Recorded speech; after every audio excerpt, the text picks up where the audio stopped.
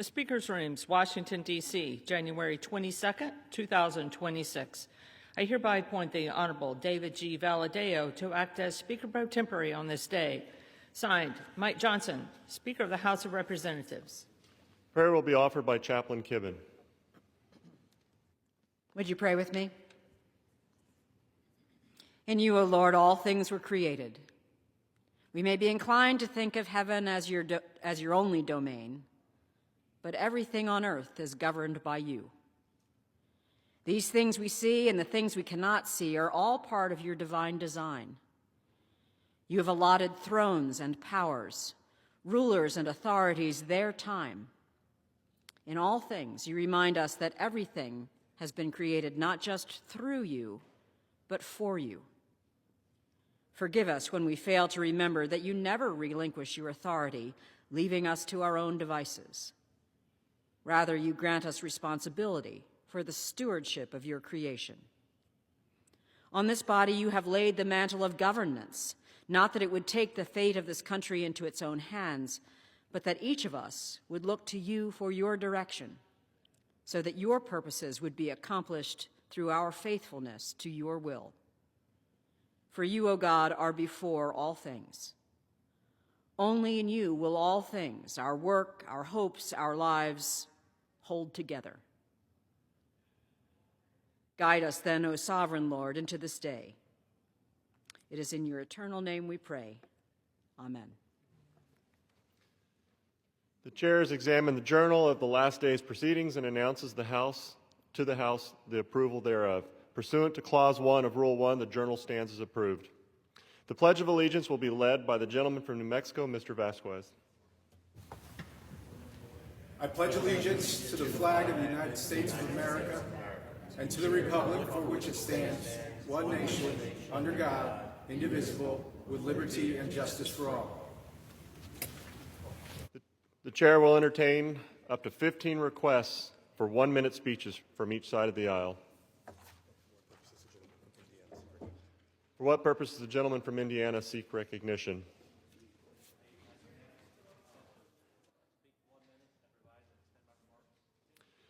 Without objection, the gentleman is recognized for 1 minute.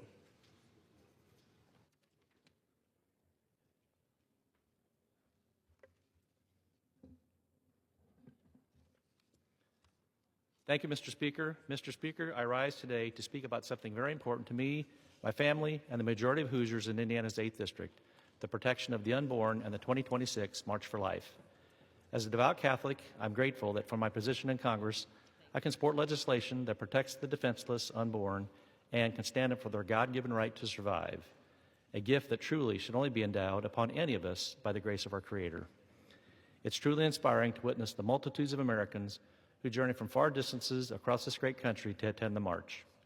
In my role in the House of Representatives, I'm a reliable vote for the pro-life community and have been able to sponsor many pieces of legislation that provide for the needs of the pregnant mothers and the life they are carrying in the womb. I'm honored to celebrate each person participating in this year's march, and I'm grateful to be in a position to support the hopes of every Hoosier and American devoted to the sanctity of life. It is my great privilege and fervent promise that I will never give up fighting for those who cannot fight for themselves. Mr. Speaker, I yield back.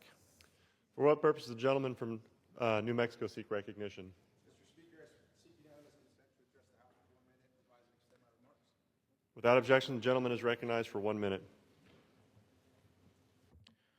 Mr. Speaker, I rise today to urge my Republican colleagues to reject the President's proposed takeover of Greenland.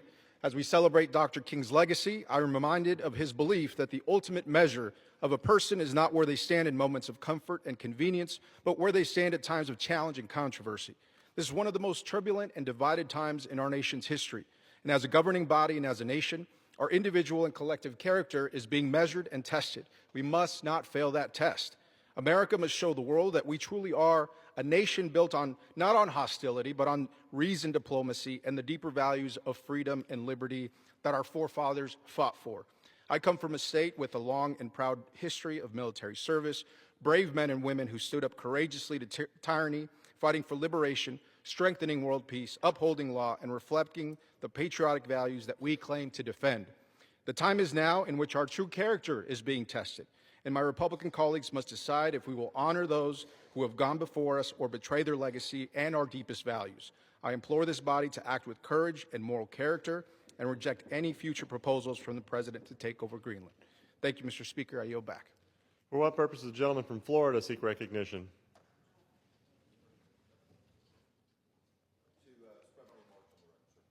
Without objection, the gentleman is recognized for 1 minute. Mr. Speaker, I rise today to urge my colleagues to support House Resolution 7045, the PROTECT Act, because it's time to repeal Section 230 and hold big tech accountable for the harm being done to our children.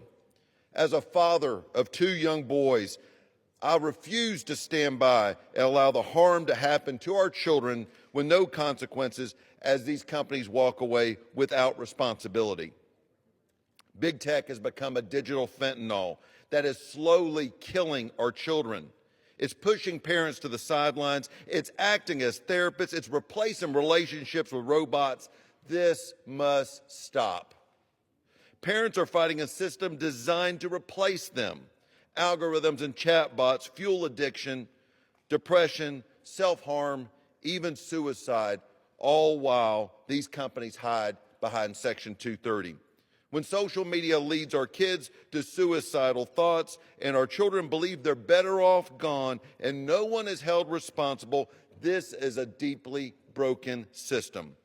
I demand accountability. I am standing up for our children, and I'm saying that the double standard ends now. Mr. Speaker, I yield back. For what purpose does the gentlewoman from North Carolina seek recognition?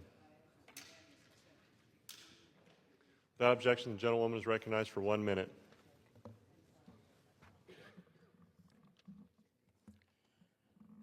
I rise today to recognize Chancellor Sharon Gaber and the exceptional work that she's done leading the University of North Carolina at Charlotte. Under Chancellor Gaber's leadership, UNC Charlotte has experienced record enrollment, achieved the Covenant R1 status, and made major investments that are transforming Charlotte's education landscape and our community. UNC Charlotte has become a powerful engine for economic growth, driving innovation, workforce development, and research partnerships that benefit Charlotte and North Carolina. I am also proud to see her work recognized as Charlotte Business Journal's 2025 Business Person of the Year Award. I congratulate Chancellor Gaber and the entire UNC Charlotte community on the transformative impact the university has had on Charlotte, Mecklenburg, and our state. This is a proud moment for the 49ers and for the Queen City. Thank you. I yield back. For what purpose does the gentleman from North Carolina seek recognition?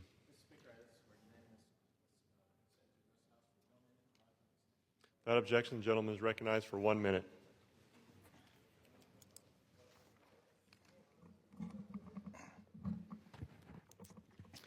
Mr. Speaker, it's a heartfelt honor to recognize a true American hero, Irvin J. Buck Price of Tarboro, North Carolina, a World War II Seaman First Class. At just 17, Buck answered our nation's call and enlisted in the Navy.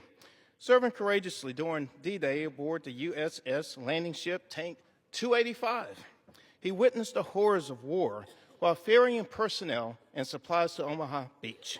Despite this, he humbly states, "I was doing my duty." Buck's bravery has been recognized with numerous awards, including the French Legion of Honor. After returning home, he dedicated himself to serving our community, his church, First Baptist, where a plaza will be named in his honor. As he's recently celebrated his 100th birthday, he's still wearing his uniform well and with pride. Buck, we thank you with all of our heart. I yield back. For what purpose does the gentleman from Illinois seek recognition?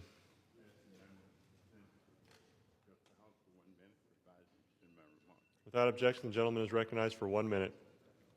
Thank you, Mr. Speaker.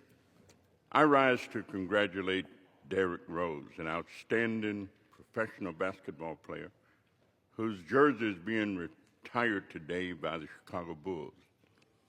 Derrick grew up on the south side of Chicago, went to Simeon High School, played much of his professional basketball on the West Side with the Chicago Bulls, which I represent.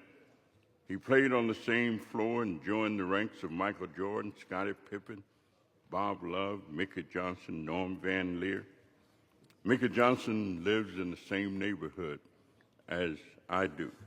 Scottie Pippen and Bob Love both grew up in rural America, near where I grew up, and we are extremely proud of their accomplishments.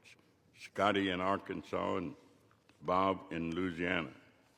Congratulations to Derrick Rose, who is also actively involved in community affairs with youth.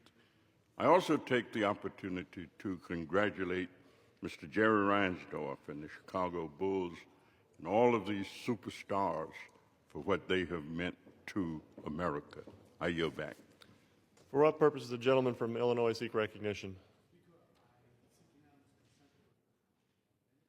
Without objection, the gentleman from Illinois is recognized for 1 minute. Mr. Speaker, today we honor the spirit of a son of Chicago whose game carried the heartbeat of a city, Derrick Rose. From the blacktops of Englewood to the bright lights of the United Center, Rose showed not only talent, but will and determination. He played basketball the way that Chicago lives, fast, fearless, and unafraid of the hard road. As the youngest MVP in NBA history, Derrick Rose attacked the lane like it owed him something, lifting up the franchise and a fan base that saw itself in his humility. He never asked to be a sports hero, yet he became one with a quiet grace that spoke louder than the celebration. Then came the injuries, but Derrick Rose came back again and again, teaching young people that setbacks do not cancel destiny. Derrick Rose reminded Chicagoans and this nation that even when you fall, you rise. For that, we honor not just the basketball player, but a symbol of enduring American grit. I yield back. For what purpose does the gentleman from Massachusetts seek recognition? Address the House for 1 minute, revising summary remarks. Without objection, the gentleman is recognized for 1 minute. Mr. Speaker, local grocers play a pivotal role in improving access to nutritious food. That's why I joined my dear friend and colleague, Congresswoman Ayanna Pressley, and state and local leaders on a visit to El Valle de la Sultana market in Everett, Massachusetts last Friday as part of my statewide End Hunger Now tour. Victor and Martha Gutierrez and Adriana Perdomo own La Sultana markets, which have been providing cultural staples to people of Everett, East Boston, and Somerville for 30 years. We visited the newest location in Everett, which was stocked with delicious and culturally appropriate foods like fresh produce and meat, and heard directly from people who shop at the store for groceries. Their message was loud and clear. Skyrocketing food prices and cuts to SNAP are impacting their ability to feed their families. Their powerful stories provide me further motivation to fight Trump policies that are driving up the cost of food and to once and for all end hunger now. I yield back. For what purpose does the gentlewoman from Alabama seek recognition? I ask for unanimous consent to address the House for 1 minute. Without objection, the gentlewoman is recognized for 1 minute.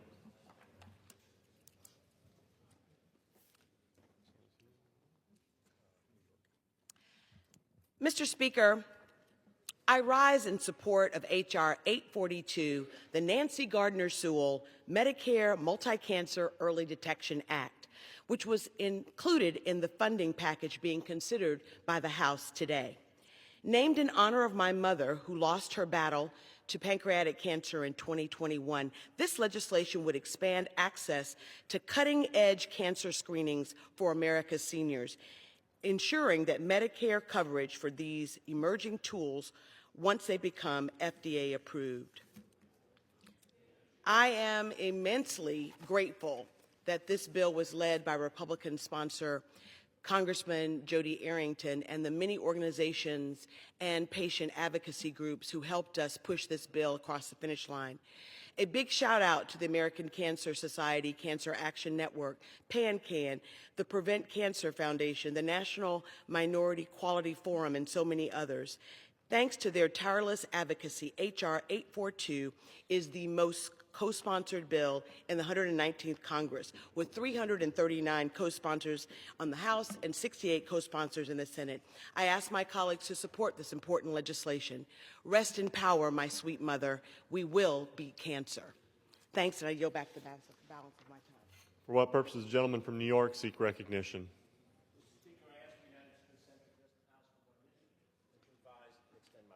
Without objection, the gentleman is recognized for 1 minute. Thank you, Mr. Speaker. Mr. Speaker, I rise today with great concern about the current state of service in the Social Security Administration. Last year, the so-called Department of Governmental Elimination, DOGE, diminished the agency's workforce, forcing thousands of employees to be quit or fired. This has left inexperienced staff to handle rising workloads and call volumes with minimal training.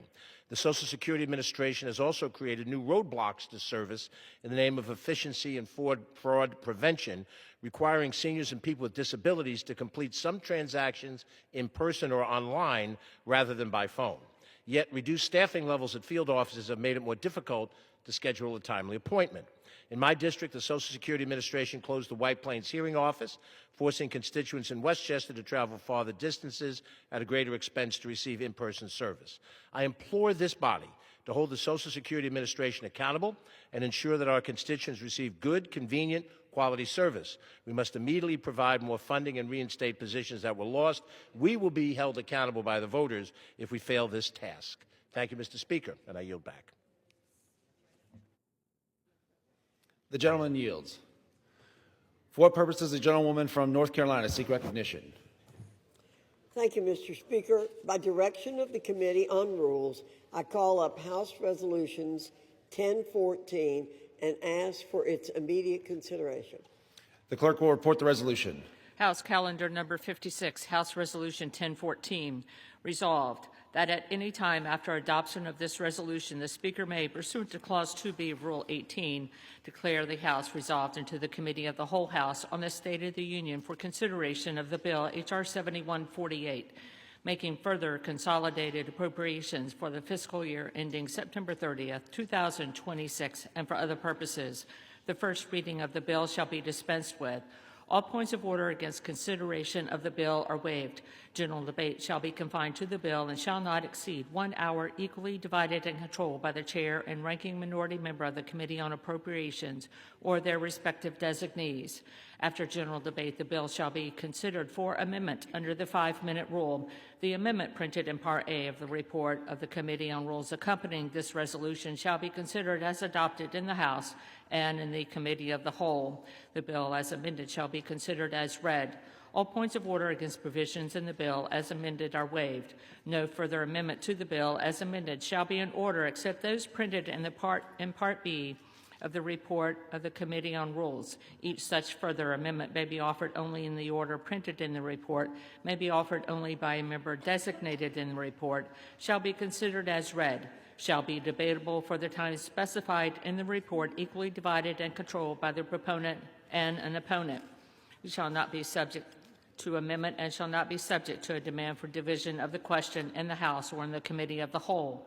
All points of order against such further amendments are waived. At the conclusion of consideration of the bill for amendment, the committee shall rise and report the bill as amended to the House with such further amendments as may have been adopted. The previous question shall be considered as ordered on the bill as amended, and on any further amendment thereto to final passage without intervening motion except one motion to recommit. Section 2. Upon adoption of this resolution, it shall be in order to consider in the House the bill H.R. 7147, making further consolidated appropriations for the fiscal year ending September 30th, 2026, and for other purposes. All points of order against consideration of the bill are waived. The bill shall be considered as read. All points of order against provisions in the bill are waived. The previous question shall be considered as ordered on the bill and on any amendment thereto to final passage without intervening motion except one. 1 hour of debate equally divided and controlled by the chair and ranking minority member of the Committee on Appropriations or their respective designees. And 2, one motion to recommit. Section 3. The chair of the Committee on Appropriations may insert in the congressional record not later than January 23, 2026, such material as he may deem explanatory of H.R. 7148 and H.R. 7147. Section 4, the clerk shall not transmit to the Senate a message that the House has passed H.R. 7148 until H.R. 7147 is passed by the House. Section 5, in the engrossment of H.R. 7148, the clerk shall, A, add the text of Division A, B, and C of H.R. 7006 as passed by the House as new matter to follow Division D of H.R. 7148, redesignated as Divisions E, F, and G, respectively. B, add the text of titles 1 through 5 of H.R. 7147 as passed by the House as new matter designated as Division H to follow the text added pursuant to subsection A. C, redesignate Divisions E and F of H.R. 7148 as Divisions I and J, respectively. D, assign appropriate designations to provisions within the engrossment. E, conform cross-references and provisions for short titles within the engrossment. And F, be authorized to make technical corrections to include corrections in spelling, punctuation, page and line numbering, section numbering, and insertion of appropriate headings. Section 6, House Resolution 375, as amended by the amendments printed in Part C of the report of the Committee on Rules accompanying this resolution, is hereby adopted. The gentleman from North Carolina is recognized for 1 hour. Thank you, Mr. Speaker. For the purpose of debate only, I yield the customary 30 minutes to the gentleman from Massachusetts, pending which I yield myself such time as I may consume. During consideration of this resolution, all time yielded is for the purpose of debate only. Mr. Speaker, I ask unanimous consent that all members have 5 legislative days to revise and extend their remarks. Without objection. I rise in support of the rule and of the underlying legislation. This morning, the Rules Committee met and produced a rule, H.Res. 1014, providing for consideration of H.R. 7147 and H.R. 7148. The rule provides for consideration of H.R. 7148, the Consolidated Appropriations Act 2026, under a structured rule with 2 amendments made in order. The rule further provides that H.R. 7147, the Department of Homeland Security Appropriations Act 2026, will be considered under a closed rule. The rule provides each bill 1 hour of general debate, divided equally between the chair and ranking minority member of the Committee on Appropriations or their respective designees, and 1 motion to recommit. Additionally, in the engrossment of H.R. 7148, after final passage in the House, the text of H.R. 7006, the Financial Services and General Government and National Security, Department of State, and Related Programs Appropriations Act 2026, and H.R. 7147 will be added to the bill. The clerk will redesignate the sections and be authorized to make technical and conforming changes. Mr. Speaker, with consideration of this rule and its 2 underlying measures, the House stands firmly upon the 1-yard line. We are indeed ready to move forward and complete the appropriations process. We're ready to lock in the final components of our 12 FY26 appropriations bills. And we're ready further to cement our long overdue return to regular order in this legislative body. It will be a welcome return indeed, Mr. Speaker. And here's the simplest of truths that all of us here understand and need to be reminded of regularly. There will never be such a thing as a perfect piece of legislation or a perfect package of bills. Perfection is a phantom. Many may seek it with the best of intentions, but in the end, it is unattainable. It's just a fact of life that we must understand. I can imagine that there are members who want to see more within these measures, and there are some who want to see less. Both positions are to be expected. But here's the bottom line. We should never let the perfect be the enemy of the good. The two appropriations measures under consideration here today, as well as the ones this body has passed previously, all bear the hallmarks of the America First agenda. They meet the priorities of the President and the priorities of the American people. They make sizable contributions to America's strong posture of defense, our nation's system of infrastructure, national security, and research and innovation within health. As Chairman Cole has noted multiple times over, this process has been member-driven and deliberate, and I wholeheartedly agree with that.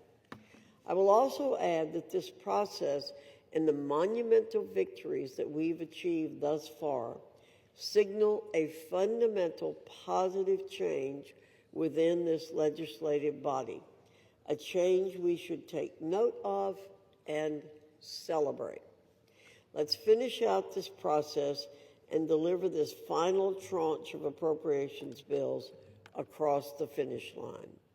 With that, Mr. Speaker, I reserve. The gentlewoman reserves. The gentleman from Massachusetts is recognized. Thank you, Mr. Speaker, and I thank the gentlelady for yielding me the customary 30 minutes, and I yield myself such time as I may consume. Gentleman is recognized. First, Mr. Speaker, let me thank the staff on the Rules Committee, both the majority and the minority staff, because they put up with an awful lot. The way this House is being run, the process and procedures are absolutely awful. Mr. Speaker, I would say that this is a clown show, but that would be an insult to actual working clowns who probably lost their health care in the big ugly bill that Republicans passed, but whatever. This is not the way this House of Representatives should be run. You know, out of the 4 appropriation bills before us, only one, the defense bill, was given an amendment process where the majority issued a call for amendments. Overall, 9 out of the 12 appropriation bills this cycle did not receive any call for amendments. In other words, nobody was asked to offer amendments to participate in this process. They were told that their views and their opinions didn't matter. Last week, Republicans made an order 2 out of 78 amendments submitted to the 2-bill minibus that we considered. Again, neither of those amendments had a call for amendments prior. The week before, Republicans made 0 amendments in order on a 3-bill minibus out of 40 submitted. Only one of those bills had an amendment process prior. And today, they are making 2 amendments in order, 2 in order, out of the 164 amendments submitted to the final appropriation bills before us. They were submitted by Democrats and by Republicans. So 99% of those amendments that were offered have been blocked. You know, Republicans went on last night about regular order, but they only solicited amendment ideas on 3 out of the 12 appropriation bills that fund our government. I mean, give me a break. This is not the way this place is supposed to be run. You know, and again, you know, I get it. You know, they're worried about pleasing the rebels within the Republican conference who always threaten to bring down a rule if they don't get what they want. So I assume that that's what happened by making 2 Republican amendments in order today. But here's another thing that I noticed in this bill. There is this creation of a ethanol domestic energy council. I mean, aimed at kind of buying off people from Iowa, I guess. And in the rule, it says this council will be appointed by the Speaker of the House to develop legislative solutions to address the crisis facing our nation's farmers and refiners. I asked in the Rules Committee, will the Speaker only appoint Republicans? And the answer was, well, you can submit whatever you want to the Speaker. It's his decision, but we don't know. So I don't know whether this is a bipartisan council or just a partisan council. A question was asked in the Rules Committee, will it only be members of Congress on this council, or could members of industry or the energy companies be on this council? We were told we think it's just members of Congress, but we don't know. And, I mean, I don't know, those are pretty relevant questions. And this is kind of being tossed in here essentially to buy people's votes. And here's the deal. To those Republicans who are being bought off by this creation of this new council, let me recall back in September when we were having a debate on whether to kind of extend the pause on Trump's terrible tariffs. All of a sudden we were told that, that we had to pause the vote. We went on and on and on for a while, waiting and waiting and waiting. And then we were told that there would be a special trade working group established. And the press reported that Congressman Adrian Smith, who's the head of the Ways and Means Trade Subcommittee, would be the head of that working group. And so they would address the issue of tariffs, and it would be a thoughtful process. Well, Mr. Smith was before the Rules Committee the other day, and I asked him about this trade working group that apparently bought off Republican votes, Republicans who were concerned about the tariffs. And I asked him, who were the members on this trade working group? And he said, oh, I talked to all members. I said, but who are the members on this trade working group? And he didn't have an answer, because you know why? They never appointed anybody to be on the trade working group. I asked him how many hearings and how many gatherings and meetings has this trade working group had? Couldn't answer that because they never had any meetings, any publications, any reports that have been produced by this trade working group. And he couldn't answer that because there were none. And so now we're being told, and now Republicans are being told, who are concerned about kind of the issue of ethanol, that, we're going to create this council for you. And so that, or this new working group for you, and you should be happy. And I'm just going to say this with all due respect to my Republican colleagues. Those of you who are bought off by this in order to vote for this rule, you know what? Where I come from, we have a name for that. And that's cheap date, because that's what this is. At the end of the day, nothing will end up happening. And I'm just going to say one other thing before I get into the substance of these bills. When I was the chairman of the Rules Committee, I made nearly half of all amendments in order. This Republican majority has blocked 80%. That means Democrats, and by the way, and a lot of Republicans, a majority of Republican amendments have been blocked. Let me say that one more time. A majority of Republican amendments have been blocked. I don't know what's wrong with you guys over there, but I mean, come on. A majority of Republican amendments have been blocked, and you continue to go along to get along. So they're not just blocking us, they are blocking their own members.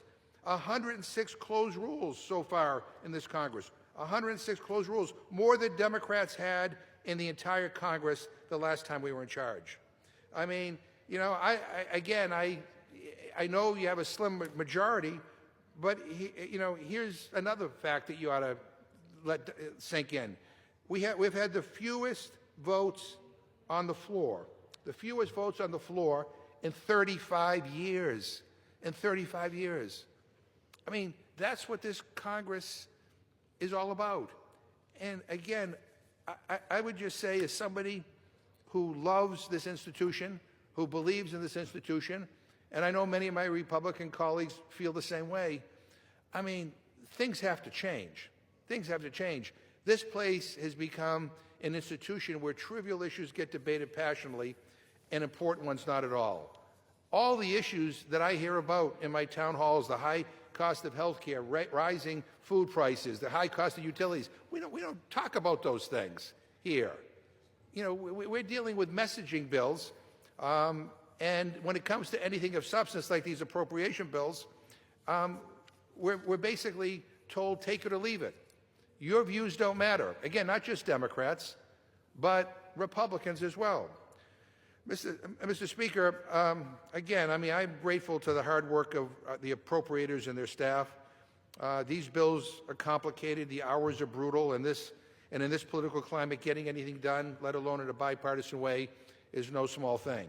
And while no bill is perfect, and I agree with the chairwoman, there are provisions in this package that would make a difference in people's lives, I think in some cases in a positive way. The 3-bill minibus, labor, HHS, education, defense, and transportation HUD rejects President Trump's proposed $163 billion in cuts. It continues funding for priorities like medical research and NIH, opioid response grants, child care, and Head Start. And it includes badly needed funding to hire more than 2,500 air traffic controllers.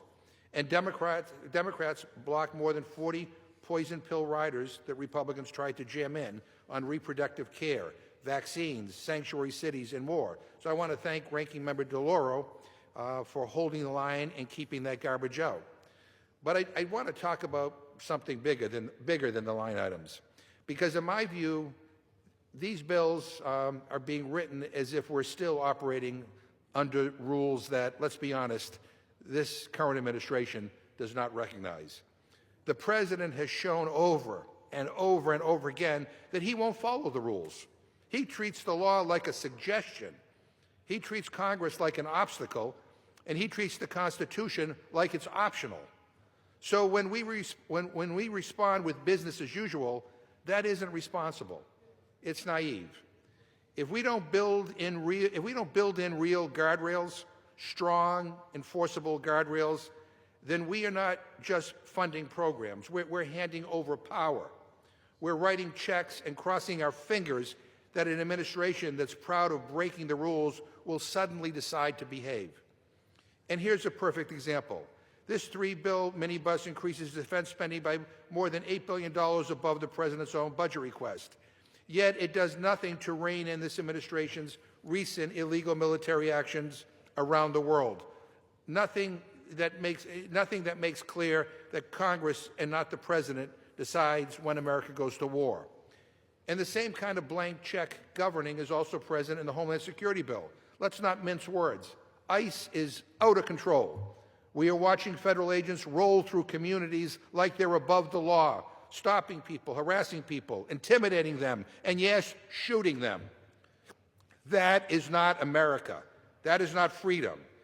And it sure as hell is not what our parents and our grandparents fought for. We have history in this country. We know exactly where show me your papers leads. We know what it looks like when a government decides that certain people don't belong and then builds an enforcement machine to terrorize them into submission. And yet here we are, being asked to hand DHS more money with nowhere near the due diligence or the ironclad accountability that this moment demands. Hell, Republicans already supercharged DHS with $75 billion in their big ugly bill last year. And now we're supposed to keep funding, now we're supposed to keep feeding the beast? I say hell no. I don't think ICE deserves a single cent more, so, which is why I am voting no. So I'll acknowledge the work that went into these bills. I'll acknowledge some provisions that could help people, but I do not trust this president, and I do not trust Trump's OMB, and I do not trust this administration, which has made lawlessness a habit to follow the intent of Congress just because we typed it into statutory language. You know, call it Trump derangement syndrome, as some of my Republican friends have labeled it. I call it learning from experience. I call it paying attention. So this is our last real leverage point. Once we fund it, once we sign the checks, the power shifts. And with this president, that's terrifying because he's erratic and lawless. We tried to put up guardrails. We offered amendments to rein him in, and the Republicans all voted them down, every single one of them. They voted against accountability, and they voted against constraints. It's crazy. It's crazy. And it tells you everything you need to know, Mr. Speaker. They'd rather give him a blank check than do their job as a co-equal branch. So I urge a no on this rule. and I reserve my time. The gentleman reserves. Members are reminded to refrain from engaging in personalities against the president. The gentlewoman from North Carolina is recognized. Thank you, Mr. Speaker. This is the most targeted process in 2 decades. We got the Senate to do its job. I'll stack this process up against that of the Democrats when they control the process and let the public decide. With that, I yield 2 minutes to the gentleman from Florida, Mr. Webster. The gentleman from Florida is recognized for 2 minutes. Thanks, lady, for yielding time.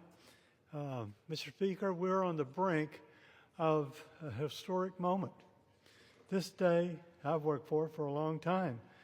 Throughout my time here, I have fought for legislative reforms that will restore a member-driven process. This is the most member-driven, principled process in Congress in my time here. I ran for office pledging to restore fiscal responsibility, and Congress is embracing it. For years, I've urged my colleagues to reject the Washington presumption that nothing can be cut from the budget in order to fund priorities without increasing the deficit. By the end of this week, Congress will have passed 12 individual appropriation bills that both fund critical priorities while also reducing spending. This is a great moment. Yield back. Yields.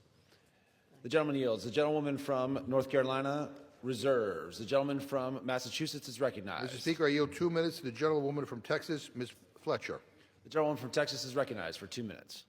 Mr. Speaker, as the House considers this rule and the legislation it advances, I rise to remind all who are present in the chamber, all members of this body, and every person in this country that the Fourth Amendment to the United States Constitution states the right of the people to be secure in their persons, houses, papers, and effects against unreasonable searches and seizures shall not be violated, and no warrants shall issue but upon probable cause supported by oath or affirmation, and particularly describing the place to be searched and the persons or things to be seized.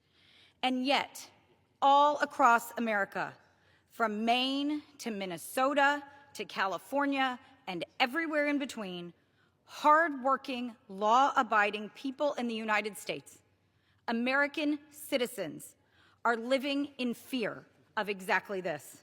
Afraid to go to work, afraid to go to church, afraid to go to school, afraid to go to the hardware store, because unidentified, masked agents, often in plain clothes and unmarked cars, are breaking down doors to their homes, are pulling people from their cars, are stopping people on the street and asking them to show their papers and prove they belong here.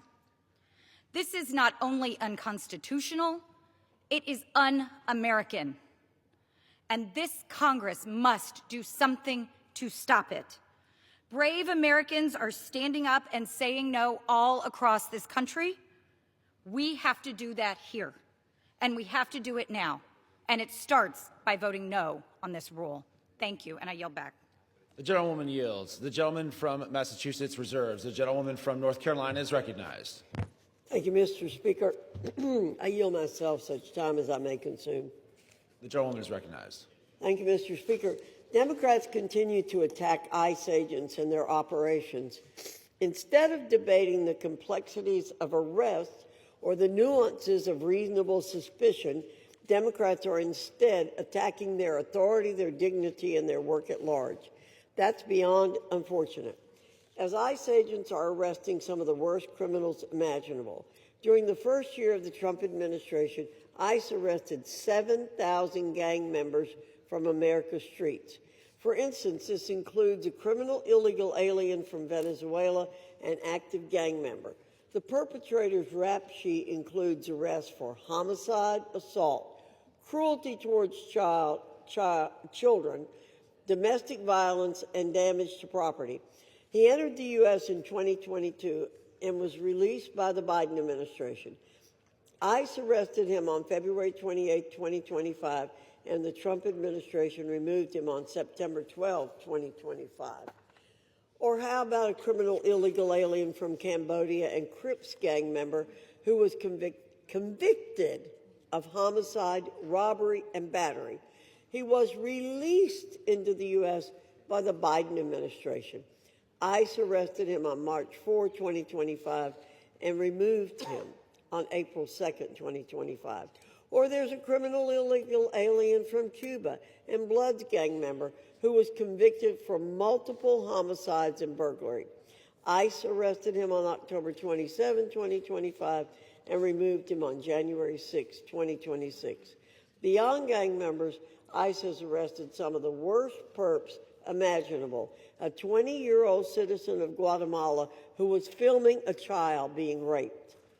Mr. Speaker, despite all of this, ICE law enforcement is facing a 1,300% increase in assaults against them, a 3,200 increase in vehicle attacks, and an 8,000% increase in death threats.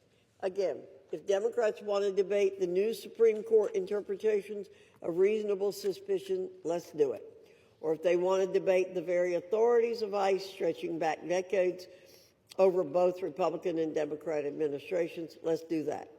But unless they want to have concrete debates about the authorities or changes of laws, let's not attack the operational decisions that are directed to one goal and one goal only: keeping Americans safe and upholding our immigration laws. We enforce our immigration laws or they are meaningless. We either grant ICE the mission of fulfilling its mandate or we don't. We either give them the support they need to confront, stand face to face, and arrest the world's worst criminals, or we don't. I reserve. The gentlewoman reserves. The gentleman from Massachusetts is recognized. Yeah, Mr. Speaker, I appreciate the gentlelady. She just listed off a bunch of criminals, and we don't take issue with arresting violent criminals.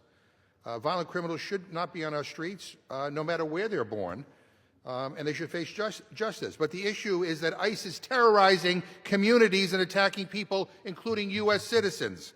In Minnesota, a U.S. citizen said ICE took him at gunpoint in his underwear without a warrant in front of his 4-year-old grandchild. In another instance, a U.S. citizen went on his lunch break and masked federal agents detained him in a chokehold. In Miami, federal agents ripped a woman from her car as she screamed that she was a U.S. citizen. ICE agents in Minnesota ate lunch at a small-town Mexican restaurant. When they were done enjoying their meal, they detained 2 workers who served them. In California, a U.S. citizen on his way to work at a food bank pulled over to warn federal agents that they should wrap up their stop of another individual before school-aged children gathered for the bus. Moments later, an ICE officer shot him in the back. In Chicago, ICE agents stormed an apartment complex by helicopter as families slept and deployed chemical agents near a public school. Mr. Speaker, ICE is wreaking havoc on people all over this country, trampling over constitutional rights of U.S. citizens at every turn. U.S. citizens across the country are carrying their passports out of fear of being detained without cause. There are reports of Native Americans who are U.S. citizens being detained by ICE. 32 people died in ICE custody in 2025. 32! It was ICE's deadliest year in over 2 decades. In just the first 9 months of Trump's second term, over 170 U.S. citizens were detained by ICE. Nearly 20 were children. 24 were held without being able to call lawyers or their family. These citizens have been dragged, tackled, beaten, tased, and shot by immigration agents. Mr. Speaker, I could go on and on and on, but let me be clear. This is an out-of-control agency at war with communities around the country, and they don't give a damn if you are a U.S. citizen. They don't. And it's outrageous, the silence on the other side of the aisle, like this is no big deal. Wait till it happens to you or a loved one. I reserve my time. The gentleman reserves. The gentlewoman from North Carolina is recognized. Thank you, Mr. Speaker. I recognize the gentleman from North Carolina, Mr. Edwards, for 2 minutes. The gentleman is recognized for 2 minutes. Thank you, Madam Chair. Mr. Speaker, I rise today in support of the rule. The fiscal year 2026 Defense, Homeland Security, Labor, Health and Human Services, Education and Transportation, Housing and Urban Development appropriations bills need to be passed. For the first time in years, Congress is approaching the finish line of passing all 12 appropriations bills in a transparent and timely manner, reclaiming our constitutional power of the purse. As we approach our nation's 250th anniversary, this body can take pride in governing as our founders intended and building a future that is more secure, resilient, and prosperous. Last November, the American people sent us here with a clear mandate to put America first. This package delivers through critical investments in border security, national infrastructure, and stronger support for our service members and their families. In North Carolina's 11th District, these funds support essential water and public safety projects, including a new EMS base in Swannanoa, water and sewer upgrades at Swain Middle School, and an emergency services hub in Madison County, upgraded water lines in Robbinsville, and a new West Side taxiway at the Asheville Regional Airport. Following Hurricane Helene, these investments aid recovery, eliminate the uncertainty of short-term extensions, and give local leaders the confidence to plan ahead. This is a return to responsible governance, and I'm proud to support it. Please support this rule. Mr. Speaker, I yield back. The gentleman yields. The gentlewoman from North Carolina reserves. The gentleman from Massachusetts is recognized. Mr. Speaker, I'm going to urge that we defeat the previous question, and if we do, I will offer an amendment to the rule to bring up S.J. Res. 88, which would allow for an up or down vote on whether to terminate President Trump's global tariffs. Mr. Speaker, on April 2nd of last year, President Trump announced he was imposing tariffs on virtually all countries, including our closest allies like the United Kingdom, the European Union, Japan, Norway, Taiwan, and the list goes on, based on a bogus national emergency. He called it, quote, Liberation Day. Well, let me tell you, the only liberation my constituents have felt is money being liberated from their hard-earned paychecks, because the price of basically everything has gone up since Donald Trump took office. The price of beef has risen 16.4% over the last year. The price of coffee is up a whopping 19.8%. The price of lettuce is up 7.3%, and frozen fish 8.6%. In total, families paid $310 more for groceries during President Trump's first year in office compared to 2024. It is now abundantly clear that President Trump broke his promise to lower costs on day one, in large part due to his cost-increasing tariffs. And although the President and his cronies claim that these tariffs are paid by foreign governments, in reality, it is the American people who pay the tariffs. According to a newly published study which analyzed $4 trillion in shipments over the past year, American consumers and importers paid 96% of the cost of tariffs, while foreign companies shouldered a measly 4% of the cost. Last October, more than 2.5 months ago, the Senate sent to the House on a bipartisan basis this joint resolution to terminate the global tariffs. But in this House, our Republican majority has continued to block a simple up or down vote. They have basically endorsed the increase in the cost of living for average people. Speaker Johnson promised his members that he would create a working group to address the tariffs. But now we know that this tariff policy working group is a mirage. It doesn't exist. You got taken. And when I asked the Republican chairman of the Ways and Means Subcommittee on Trade about the working group, which he was supposedly in charge of, he said he didn't know who was on it or whether or not it ever met. I mean, are you serious? Are you serious? And most Republicans, even the ones who oppose the tariffs in private, are continuing to go along to get along with this.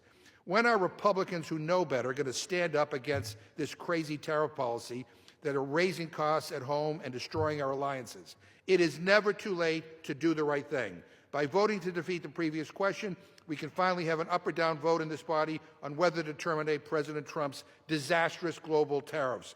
Mr. Speaker, I ask unanimous consent to insert the text of my amendment into the record, along with any extraneous materials immediately prior to the vote on the previous question. And to discuss our proposal, I yield 2 minutes to the gentleman from New York, the ranking member of the Committee on Foreign Affairs, Mr. Meeks. The gentleman from New York is recognized, and without objection. Thank you, Mr. Governor.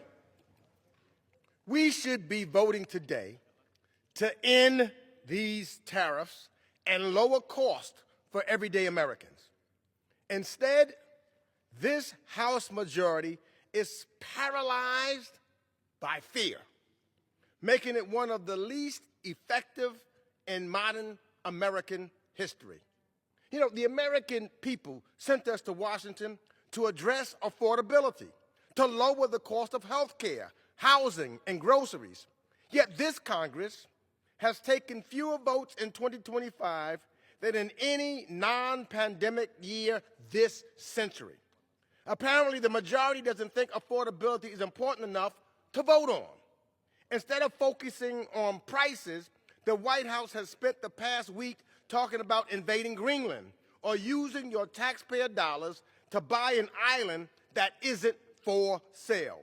To advance this fantasy, President Trump threatened yet another round of tariffs that would raise prices even further, only to walk back the threats after the stock market tanked yesterday. Regardless of what the president does, we are a co-equal branch of government. We should be addressing affordability right now by passing the resolutions I have offered and resolutions that have already passed the Senate to terminate these tariffs. When asked to explain why we're not doing everything we can to lower costs for American families, the Speaker responded that the President is exercising Article 2 powers to impose tariffs. There's only one problem. The President has no Article 2 powers to tax or tariff. Those powers are explicitly assigned to the United States Congress under Article 1 of the Constitution.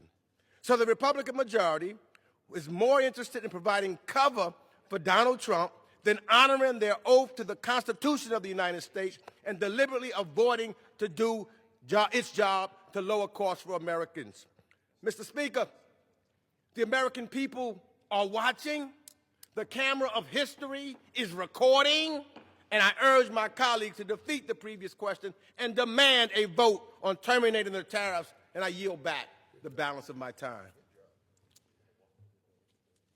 The gentleman yields. The gentleman from North Carolina is recognized. Thank you, Mr. Speaker.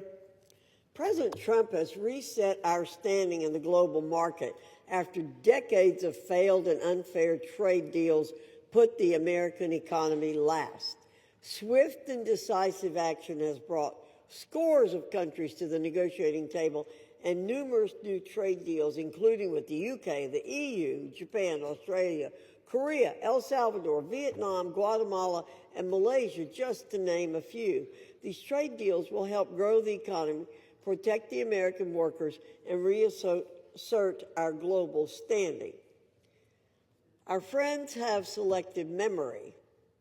Let's remember when President Biden took office about 5 years ago, he left President Trump's tariffs from his first term largely in place.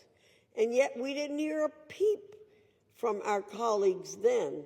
In fact, many of them advocated for keeping those tariffs and embraced the Biden decision. President Trump is simply doubling down on that successful approach. The deciding factor for Democrats' newfound opposition is grounded in Trump derangement syndrome, it seems.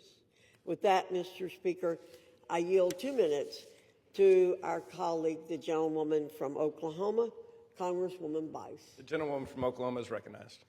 Thank you, Mr. Speaker. I rise today in strong support of the rule to consider the final 4 FY26 appropriations bills.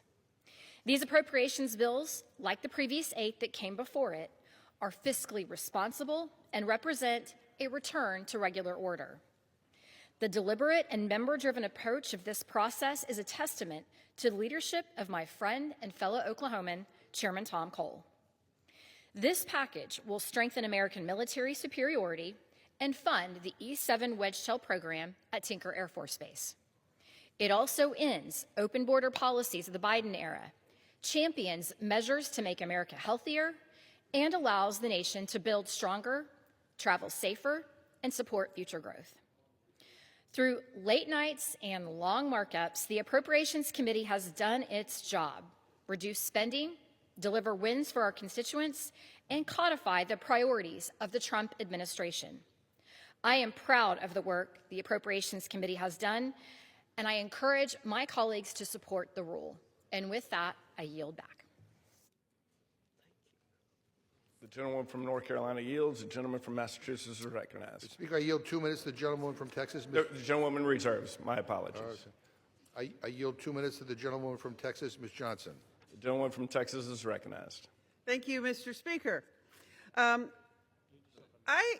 rise in opposition to the Department of Homeland Security funding bill. I cannot support funding for a department that has shown repeated disregard for the Constitution, the rule of law, and the safety of the people it is supposed to protect. Let me remind the American people and this body, every member of Congress has sworn an oath to uphold the Constitution, and that means all aspects of it. The Fourth Amendment, the Fifth Amendment, the rights of due process, the rights of unwarranted search and seizure. But we are failing at this moment because ICE is terrorizing the American people and violating constitutional rights every single day. We have seen ICE agents in the Department of Homeland Security detain and arrest American citizens without any justification, enter homes without warrants, use excessive force when it wasn't required, and ignore constitutional rights. They're even weaponizing children in this country, kidnapping them from schools, using them as weapons against their parents. It is morally wrong, outrageous, and not who we are as a common people. This is a department that is out of control, going rogue, and needs to be reined in. These are not isolated incidents. They are the result of unchecked power and a complete lack of accountability. Last night, I offered common sense amendments to impose basic constitutional guardrails, accountability for abuse, due process protections, and civil recourse when rights are violated, and Republicans refused to even consider them.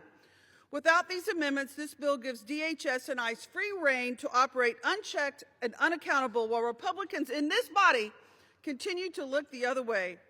The American people deserve better. They deserve safety without fear, enforcement without lawlessness, and a government that follows the Constitution. Until the Department of Homeland Security is willing to operate within the rule of law, I cannot support continued funding without meaningful reform, and I urge my colleagues to vote no. With that, I yield back. The gentlewoman yields. The gentleman reserves. The gentlewoman from North Carolina is recognized. Thank you, Mr. Speaker. I am pleased to yield 3 minutes to the gentleman from Iowa, Mr. Nunn. The gentleman from Iowa is recognized. Well, thank you, Chairwoman Fox, and the incredible work of the Rules Committee. I know we worked through the night on something that's very important. That's ethanol, E15 to be specific. I rise today on behalf of the farmers, families, and small businesses in Iowa's 3rd District, and really rural communities across America right now who need someone to be a fighter. And we've got a good group here in Washington championing on both sides of the aisle the importance of renewable biofuels, giving Americans the freedom to choose cleaner, more affordable, American-made fuel at the pump. That fuel is E15. E15 is simply gasoline blended with up to 15% ethanol, or corn. Ethanol is grown, produced, and refined right here in the United States, often in towns and communities where agriculture is the backbone of the local economy, where every dollar spent at the co-op, in the grain elevator, at the plants and refineries that support it, are directly invested back in the families and communities that produce it.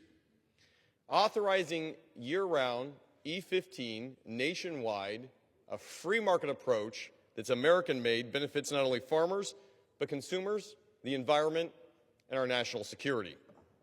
Approximately 33% of all U.S. corn produced is used for ethanol. So imagine this, next time you drive down the road, a corn field, every 3rd row goes to help fueling this nation. Permanent E15 could boost corn demand by up to 2.4 billion bushels annually. It would increase our domestic market access for corn farmers and support the viability for farmers, manufacturers in our community. E15 clearly saves up to 30 cents per gallon. E15 provides higher octane for better engine performance.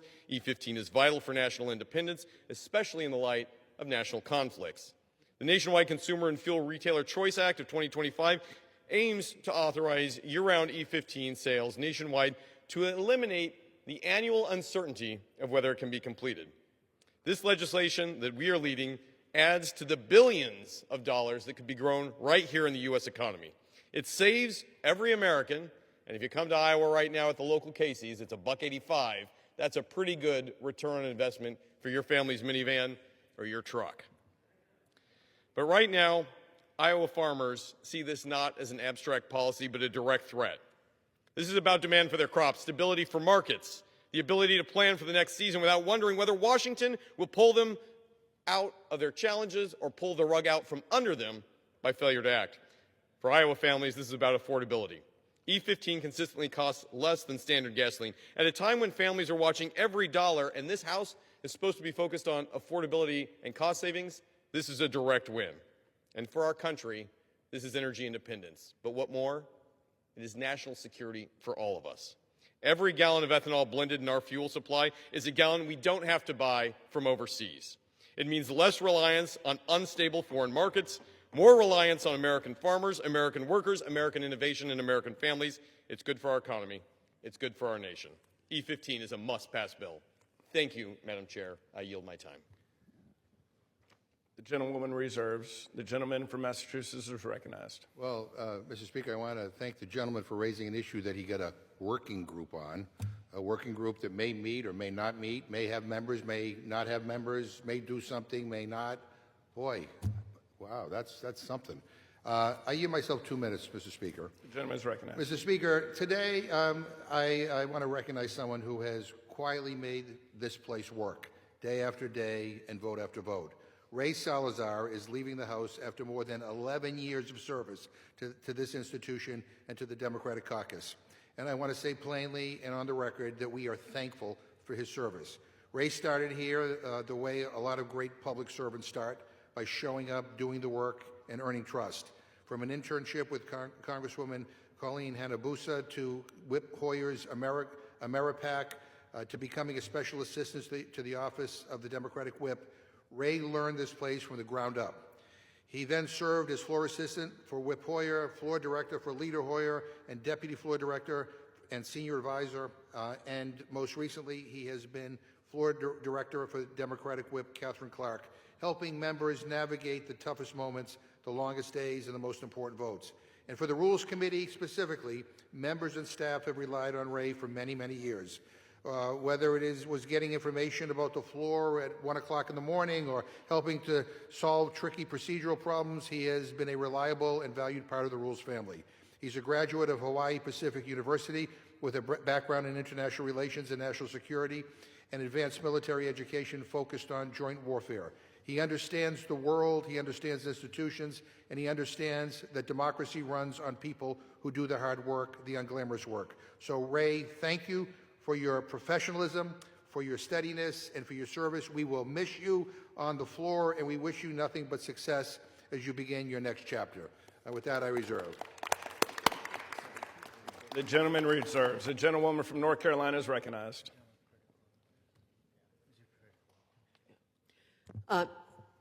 Thank you, Mr. Speaker. I want to also thank Mr. Salazar for his work, and actually all of the staff who worked so hard around this Capitol. We're very blessed. And with that, I understand that that Mr. Oh, I'm going to say this in a second. McGovern is ready to close, and I'm ready to close. The gentlelady reserves. The gentleman from Massachusetts is recognized. After all the time we spend together, you can just call me Jim. I yield myself the remaining time. The gentleman is recognized. Mr. Speaker, let me close with this. Republicans are running this place like a clown show. Over and over again, House Republican leadership shuts down the amendment process. Over and over again, they limit debate. Over and over again, they tell members to take it or leave it. 80% of all amendments blocked. We had to have the Speaker up in the Rules Committee this morning because apparently the only way Republicans can get their amendments made in order around here is by blackmailing the Speaker and threatening to take down the rule. Last night, we had members showing up with serious amendments, amendments aimed at basic accountability, basic guardrails, basic limits on a lawless administration. And the leadership's answer is no. One structured rule for the minibus, making in order two Republican amendments. Homeland's a closed rule entirely. No accountability, no guardrails, no nothing. That's not how the People's House is supposed to work. And it is especially dangerous right now because this is not a normal administration. This president has shown he will say one thing and then do another. He will assure Congress and then ignore Congress.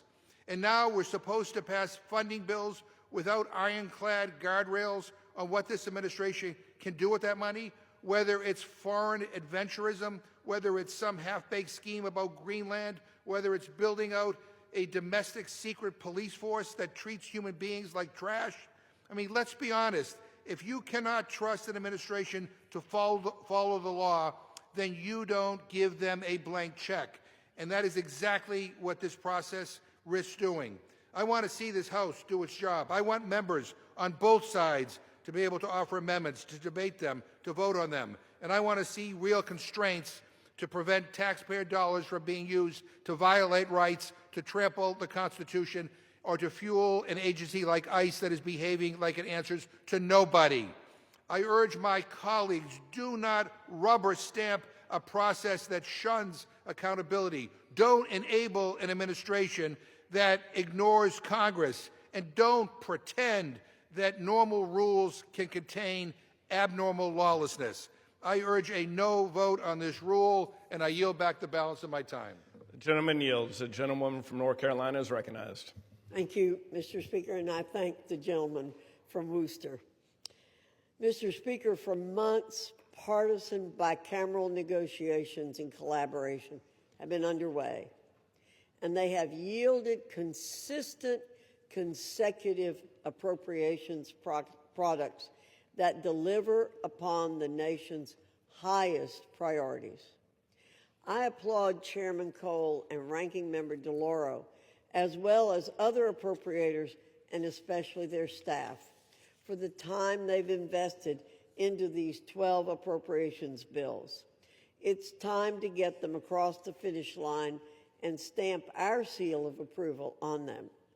In a moment, I'll offer an amendment to the rule that would repeal the Senate's Arctic frost payout provision. The House has previously considered this under suspension by a vote of 427 to 0. This vote reflects a bipartisan consensus. I cannot overstate how wholly inappropriate it was that the Senate included this provision in the continuing resolution to reopen the government late last year. We must strike down this provision immediately. American taxpayers should not be on the hook for this inappropriate payout. Mr. Speaker, it's time to bring this process to a close. It's time that we return this legislative body to regular order and move forward with our work. I urge my colleagues to vote yes on the previous question and yes on the rule. With that, Mr. Speaker, I offer an amendment to the resolution. The clerk will report the amendment. Amendment to House Resolution 1014, offered by Ms. Fox of North Carolina, strike Section 2 of the resolution and insert the following. Section 2. Upon adoption of this resolution, it shall be in order to consider in the House the bill H.R. 7147, making further consolidated appropriations for the fiscal year ending September 30th, 2026, and for other purposes. All points of order against consideration of the bill are waived. The amendment specified in Section 7 of this resolution shall be considered as adopted. The bill as amended shall be considered as read. All points of order against provisions in the bill as amended are waived. The previous question shall be considered as ordered on the bill as amended and on any further amendment thereto to final passage without intervening motion except one. 1 hour of debate equally divided and controlled by the chair and ranking minority member of the Committee on Appropriations or their respective designees, and 2, 1 motion to recommit.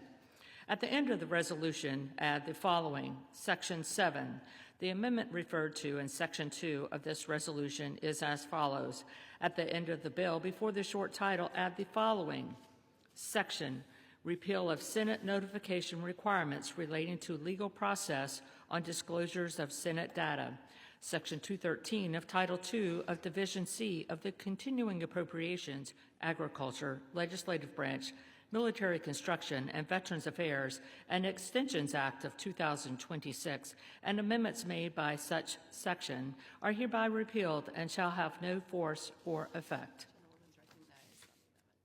The gentlewoman from North Carolina is recognized on the amendment. Thank you, Mr. Speaker. I yield back the balance of my time, move the previous question on the amendment and the resolution.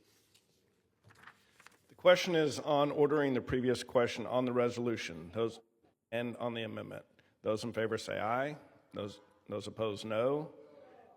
In the opinion of the chair, the ayes have it. Mr. Speaker, From Massachusetts. I ask for the yeas and nays. The yeas and nays are requested. Those favoring a vote by the yeas and nays will rise. A sufficient number having risen, the yeas and nays are ordered. Pursuant to Clause 8 of Rule 20, further proceedings on this question will be postponed. Pursuant to Clause 12A of Rule 1, the chair declares the House in recess for a period less than 15 minutes.